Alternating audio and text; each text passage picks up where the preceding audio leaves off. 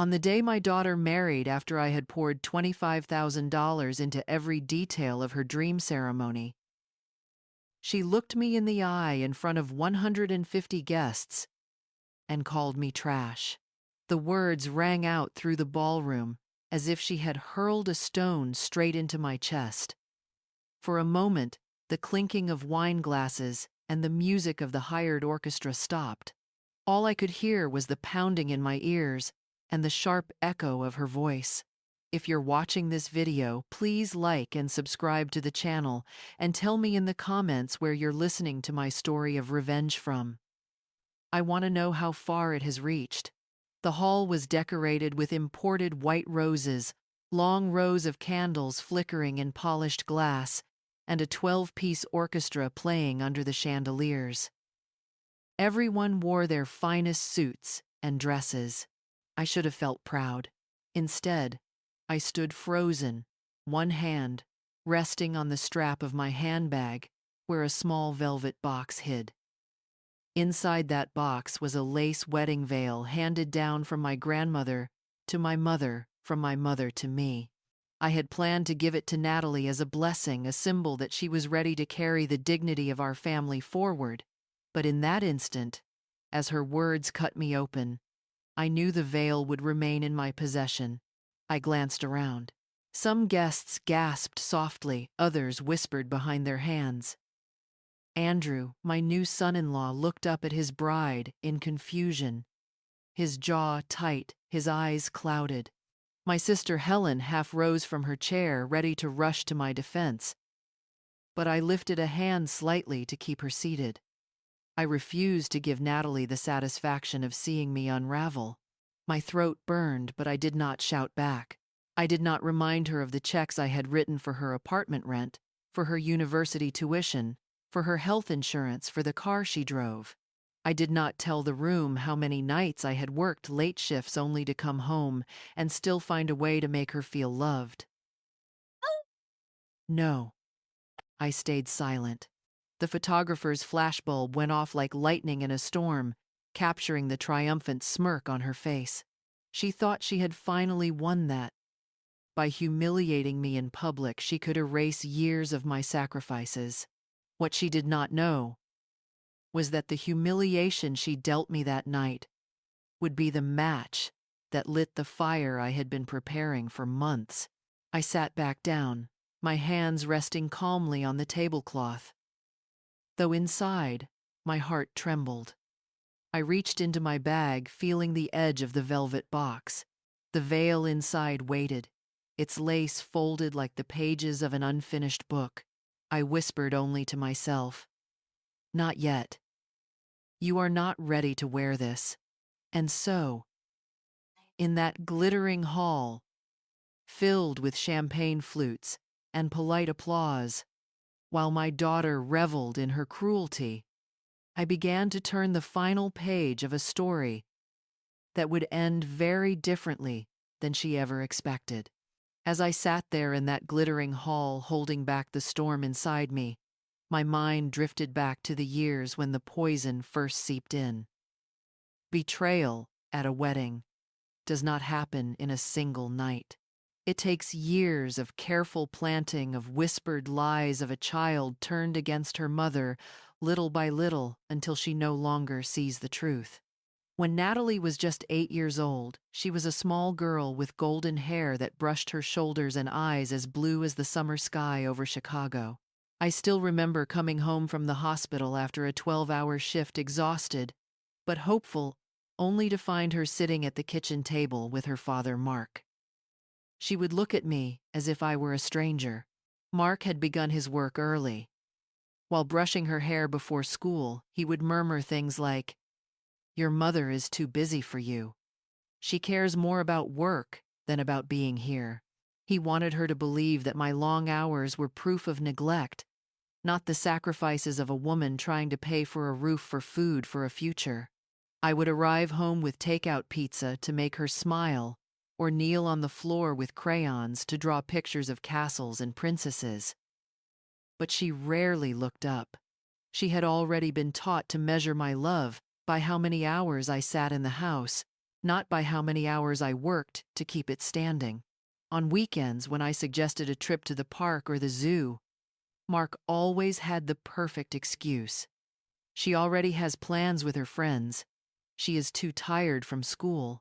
Only later did I realize those were lies designed to keep us apart.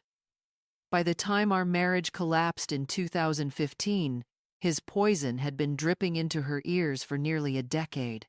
During the divorce proceedings, Natalie was 20 years old, legally an adult, but emotionally bound to her father's bitterness.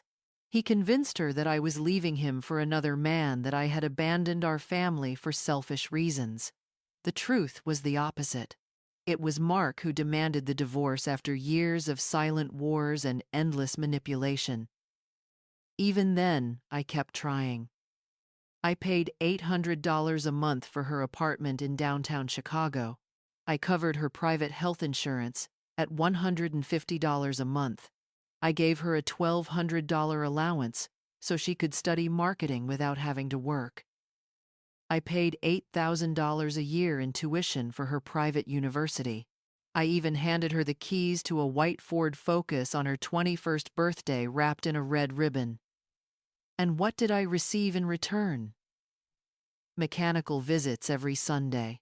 She would sit on my sofa for exactly 1 hour, answer my questions with one word, and leave as if I were nothing more than a bank teller. She never shared her dreams, never confided her worries, never let me glimpse the child I had once rocked to sleep. That invisible wall grew brick by brick, built from lies she had believed, lies her father had sewn into the fabric of her heart. I told myself it was temporary, that love and time would heal her. I clung to hope even as I watched the distance stretch wider. Now, as she stood at her wedding, calling me trash before strangers, I understood.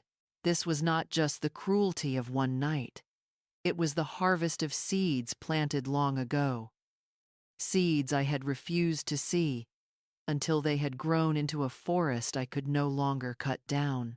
By the time Natalie turned 24, she was already living almost entirely on my support. I told myself it was normal that many young adults take time to find their footing. Then she came home one winter afternoon with a new glow in her face and a name on her lips. Andrew. I will never forget the first evening I met him.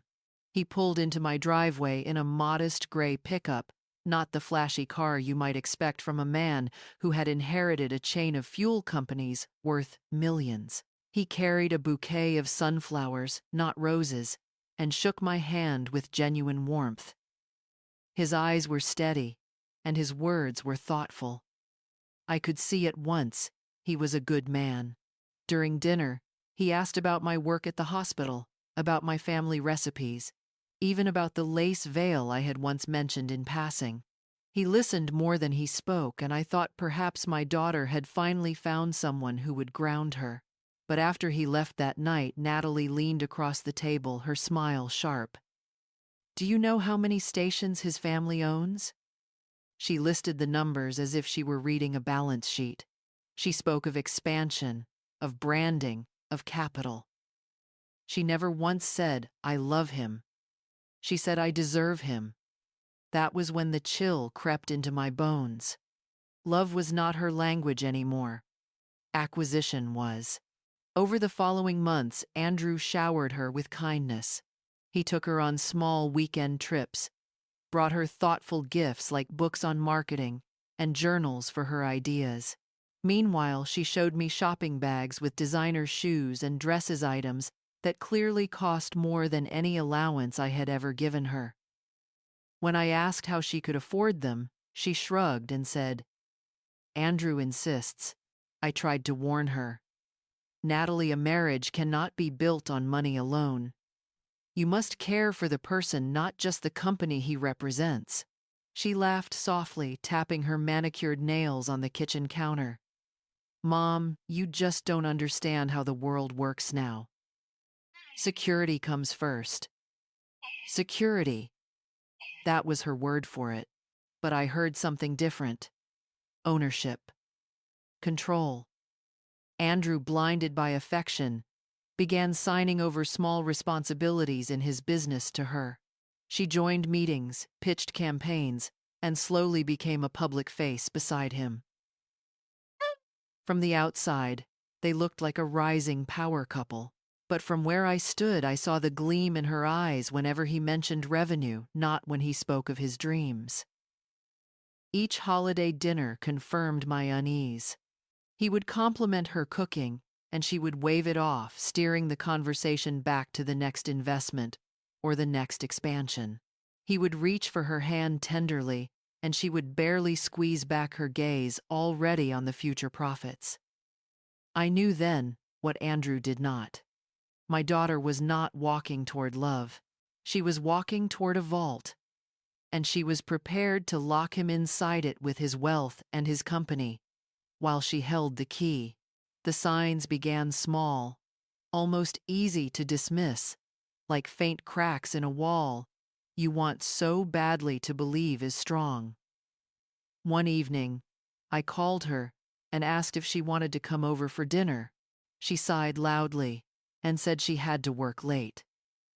But an hour later, scrolling absent-mindedly through social media, I saw a photograph of her at a rooftop bar, champagne glass in hand, standing close to a man who was not Andrew. When I asked her about it the next day, she laughed it off. "Mom, it was just networking.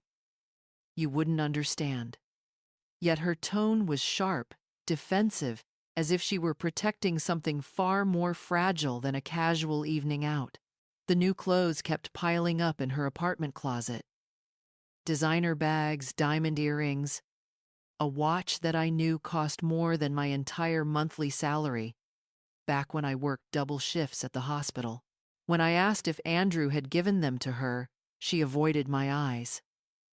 "He doesn't mind. He wants me to look successful," but I could see the receipts crumpled in the trash when I visited her credit card, not his swiping at high-end boutiques. And when I pressed her gently, she admitted she had used the company card Andrew had trusted her with. "It's an investment in image," she said again, rolling the word investment on her tongue like candy. At night, I lay awake, replaying the moments. The empty smile she gave Andrew when he kissed her cheek, the way her phone would buzz and she would leave the room quickly, returning with a glow that had nothing to do with him. My stomach turned with dread. One afternoon, I decided to surprise her at the office Andrew had set up for her in the downtown branch. But when I arrived, the secretary told me Natalie had left hours ago. Where had she gone? I drove through the city streets with a sinking heart, scanning for her familiar figure, but she was nowhere to be found. It was then that a terrible thought struck me. What if this was not just greed? What if betrayal ran deeper? The memory of that rooftop photo came back sharper than ever. I knew I could not continue to guess in the dark. That night, after pacing the floor until my legs ached, I called Thomas, an old acquaintance who had once worked in private security before turning to investigative work. His voice was calm, measured the way I needed mine to be. "Tell me what you want, Rebecca," he said. I hesitated only a moment before answering. "I want the truth, no matter how ugly." When I hung up, my hands trembled, but my decision was firm. I could no longer cling to the fantasy that my daughter was simply misguided. Something darker was unfolding, and I needed proof before it consumed not only Andrew's life but mine as well. As I tucked the velvet box with the lace veil back into my drawer that night, I whispered to the silence of my room, "Not yet. Not for her. Not until I know everything." Thomas did not waste time. Within a week, he had mapped out Natalie's routines with the precision of a surgeon. His daily calls came like clockwork, his tone always professional but heavy, with something he hesitated to say aloud. "Rebecca," he said one Tuesday evening, "your daughter isn't working late at the office. On the nights she claims to be buried in deadlines, She drives to the Palmer residential complex. Same building, same unit, every time. My chest tightened. And who lives there? A man named Marcus Jones. Personal trainer. Early 30s, lives alone. I had met him once, months before, when Natalie insisted she needed to look perfect for the wedding. Tall with a sculpted body and an easy grin that seemed rehearsed. I had dismissed him as harmless then. Now, my stomach sank. She usually stays between 2 and 3 hours. Thomas continued, always leaving with her hair mussed, her clothes disheveled. Rebecca, I'm sorry. I sat at my kitchen table staring at the wood grain, unable to move. The truth I had asked for was here, and it was as poisonous as I feared. My daughter, engaged to a man who adored her, was crawling into another man's bed week after week, but Thomas was not finished. In the following days, he uncovered conversations, snippets of phone calls between Natalie and her father, Mark. Hearing his name again was like reopening an old wound. On August 15, Thomas sent me an audio file. I pressed play and my ex-husband's voice filled the room, low and conspiratorial. You need to secure everything before the wedding, Natalie. The company, the accounts, the house. Once you're married, men change their minds. Make sure your name is on it all. Then came my daughter's voice, colder than I had ever heard it. Don't worry, Dad. I already have half the company. After the wedding, I'll push him to transfer the house too. Andrew's so naive, he'll do whatever I say. And Mark asked, almost laughing. Oh, Marcus is just fun. Andrew is serious business. Marcus keeps me sane. Her laugh on the recording sent a chill down my spine. A cruel, calculating laugh that sounded nothing like the little girl I once carried to bed after she fell asleep on the sofa. For weeks, Thomas piled the evidence higher, photographs of Natalie and Marcus's apartment receipts for expensive gifts bought with Andrew's company card, hotel bookings she disguised as marketing retreats. Every page of the dossier was another nail in the coffin of the image I had desperately clung to, that of a misguided daughter who just needed guidance. The worst part was realizing I was still funding it all. The monthly allowance, the health insurance, the apartment rent. I paid faithfully. My money had indirectly fueled her lies. One September evening, staring at the pile of documents Thomas delivered, I made a silent vow. If my daughter wanted to play with masks and manipulation, then I would give her the stage she craved. I would pay for her wedding, every flower, every sparkling chandelier. But when the curtain finally fell, it would not be applause waiting for her. It would be truth, and she would never see it coming. From that night onward, my role was set. I would become the generous mother, the financial pillar, the silent enabler of her grand performance. Natalie believed she was playing me, but every check I wrote was an investment in her downfall. When she called in November to share the good news of Andrew's proposal, her voice dripped with triumph. Mom, he asked me at dinner last night. It was perfect, the ring, the setting, everything. We're getting married next September. Will you help me make it the wedding of my dreams? The bile rose in my throat, but I forced it down. Of course, sweetheart. How much do you need? She rattled off numbers like a contractor, quoting a mansion renovation. 30,000 for the venue, 15,000 more for flowers, thousands for the orchestra, the photographer, even the honeymoon. When she finally paused, I could almost hear her holding her breath, waiting for me to object. But I didn't. Don't worry, Natalie. I'll take care of everything. Her sigh of relief on the other end was almost giddy. She believed she had me trapped in the same pattern I had followed for years, throwing money to buy scraps of affection. What she didn't know was that every dollar carried with it an invisible string. A string that led straight back to me, and one day soon, I would pull it tight. Over the next months, I signed checks, swiped cards, and met with planners as though I were building a fairy tale. I walked through churches, scented with imported lilies, tasted menus prepared by Michelin star chefs, and smiled as Natalie demanded perfection at every turn. To her, it was confirmation of her control over me. To me, it was the perfect camouflage. Meanwhile, Thomas kept working. His camera lens captured Natalie slipping into Marcus's apartment just days after her engagement. His recordings stacked higher, including one where she admitted to a friend, "Marriage is stability. Marcus is passion. Why shouldn't I have both?" Each new file went into a leather-bound folder I kept hidden in my study. At night, I would pour myself a drink and flip through the pages, each one a reminder of why I could not back down.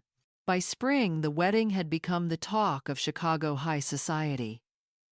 Guests were already booking hotel rooms, and the Grand Historia Hotel was preparing for its most lavish reception of the year.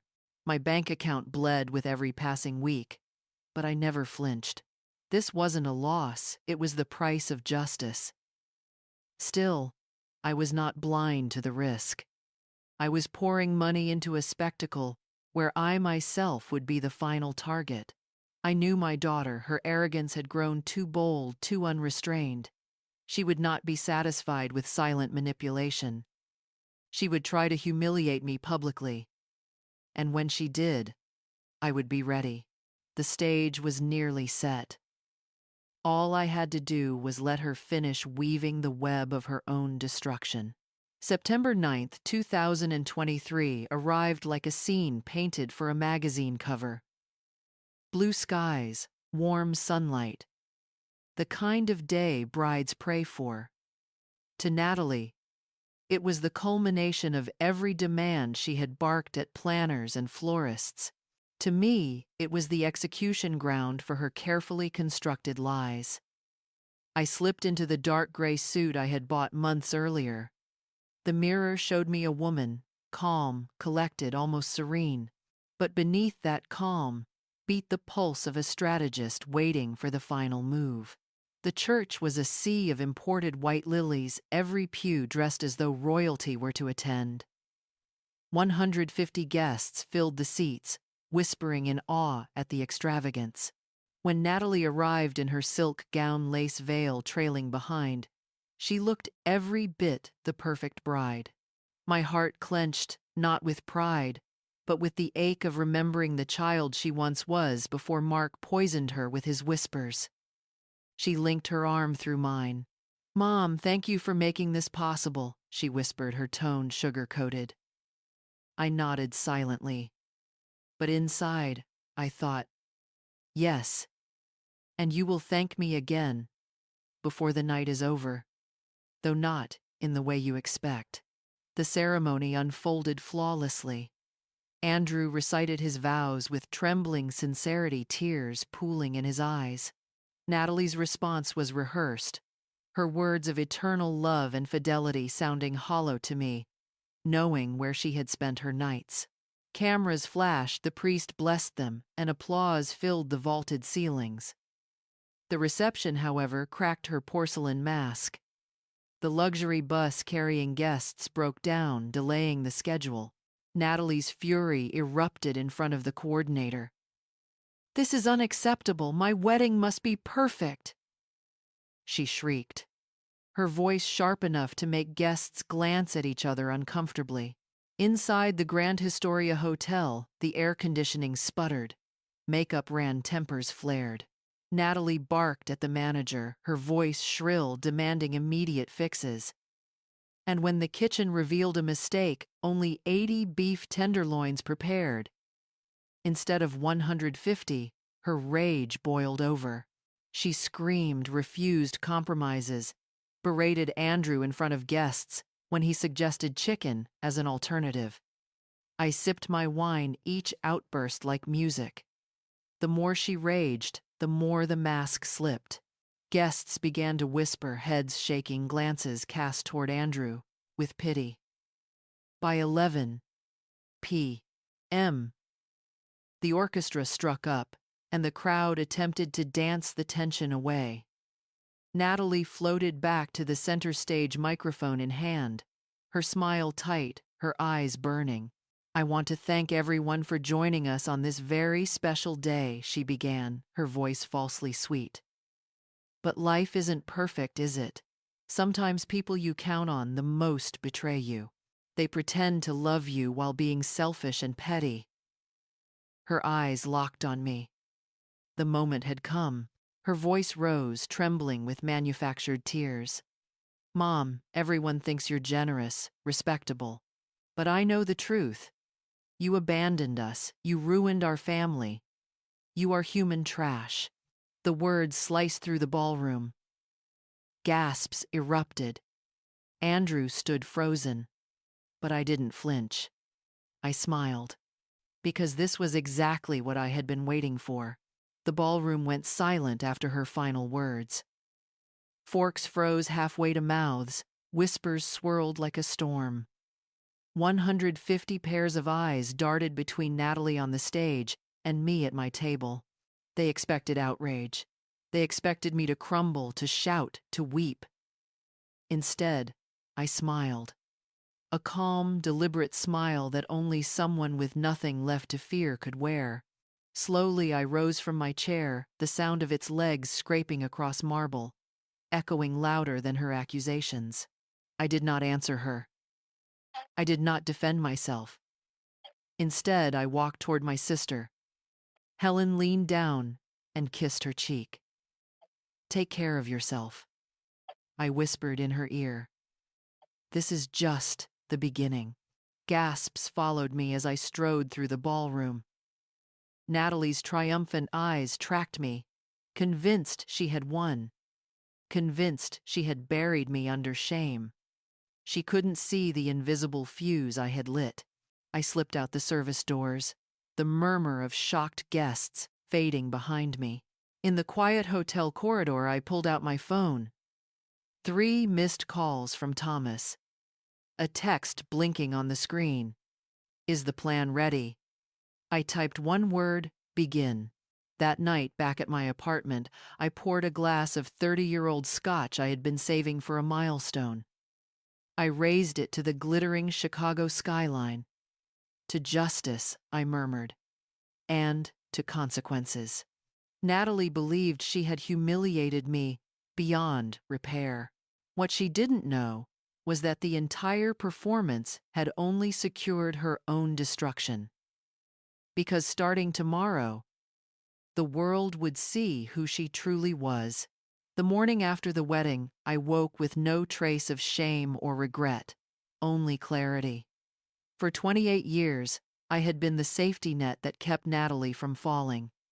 Now, it was time for her to discover the ground. My first call was to the bank, canceling the rent payment for her downtown apartment, cutting the monthly allowance, freezing every automatic transfer tied to her name. The second was to the travel agency. The Maldives honeymoon she had bragged about to friends would never happen. By noon, the insurance company confirmed her coverage had been terminated. Each call felt like removing bricks from the foundation of a house built on lies. By afternoon, my phone rang with Natalie's number flashing. I let it buzz until her voice poured through voicemail, hysterical, desperate begging. Later, she tried from Mark's phone. This time, I answered. "Mom, what have you done?" "The bank called, the trip is canceled." "Andrew is furious. Please fix this." I cut my steak calmly, letting her panic wash over me like music. "Sweetheart, you called me human trash in front of 150 witnesses. Trash doesn't pay for honeymoons or apartments. You freed me." Her sobs turned into bargaining. Promises of change, declarations of love, excuses about stress. But I had heard them all before. Actions have consequences. "Natalie," I told her softly, "for the first time in your life, you'll face them without my money or Andrew's devotion." That night, Thomas delivered the final dossier to Andrew: photos, recordings, financial records. By dawn, the marriage Natalie had fought so viciously to secure was already unraveling. Months later, she was living in a small rented room working at a shoe store to pay her bills. The glamorous mask had been stripped away. She looked thinner, quieter, humbled. And me, I had peace. Not because I destroyed her, but because I finally stepped back and let her destroy herself. Sometimes the greatest revenge is not shouting back when someone calls you trash. It's smiling, walking away, and watching as the truth does the work for you. In life, betrayal often cuts deepest when it comes from the people we love most. But Rebecca's story reminds us of something powerful. Love is not blind, and being a good parent doesn't mean accepting humiliation forever. Sometimes the greatest act of love is not shielding your children from consequences, but allowing them to face reality so they can grow. Money can buy a wedding, a house, even an image of perfection, but it cannot buy respect, loyalty, or integrity. So when someone calls you worthless, don't waste your breath proving them wrong. Stand tall, walk away, and let the truth reveal itself in time. Because dignity is the one inheritance no one can take from you. On the day my daughter married, after I had poured $25,000 into every detail of her dream ceremony, she looked me in the eye in front of 150 guests and called me trash. The words rang out through the ballroom as if she had hurled a stone straight into my chest. For a moment, the clinking of wine glasses and the music of the hired orchestra stopped. All I could hear was the pounding in my ears and the sharp echo of her voice. If you're watching this video, please like and subscribe to the channel and tell me in the comments where you're listening to my story of revenge from. I want to know how far it has reached. The hall was decorated with imported white roses, long rows of candles flickering in polished glass, and a 12-piece orchestra playing under the chandeliers. Everyone wore their finest suits and dresses. I should have felt proud. Instead, I stood frozen, one hand resting on the strap of my handbag where a small velvet box hid. Inside that box was a lace wedding veil handed down from my grandmother to my mother, from my mother to me. I had planned to give it to Natalie as a blessing, a symbol that she was ready to carry the dignity of our family forward. But in that instant, as her words cut me open, I knew the veil would remain in my possession. I glanced around. Some guests gasped softly, others whispered behind their hands. Andrew, my new son-in-law, looked up at his bride in confusion, his jaw tight, his eyes clouded. My sister Helen half rose from her chair, ready to rush to my defense, but I lifted a hand slightly to keep her seated. I refused to give Natalie the satisfaction of seeing me unravel. My throat burned, but I did not shout back. I did not remind her of the checks I had written for her apartment rent, for her university tuition, for her health insurance, for the car she drove. I did not tell the room how many nights I had worked late shifts only to come home and still find a way to make her feel loved. No, I stayed silent. The photographer's flashbulb went off like lightning in a storm, capturing the triumphant smirk on her face. She thought she had finally won that. By humiliating me in public, she could erase years of my sacrifices. What she did not know was that the humiliation she dealt me that night would be the match that lit the fire I had been preparing for months. I sat back down, my hands resting calmly on the tablecloth, though inside, my heart trembled. I reached into my bag, feeling the edge of the velvet box. The veil inside waited, its lace folded like the pages of an unfinished book. I whispered only to myself, "Not yet. You are not ready to wear this." And so, in that glittering hall, filled with champagne flutes and polite applause. While my daughter reveled in her cruelty, I began to turn the final page of a story that would end very differently than she ever expected.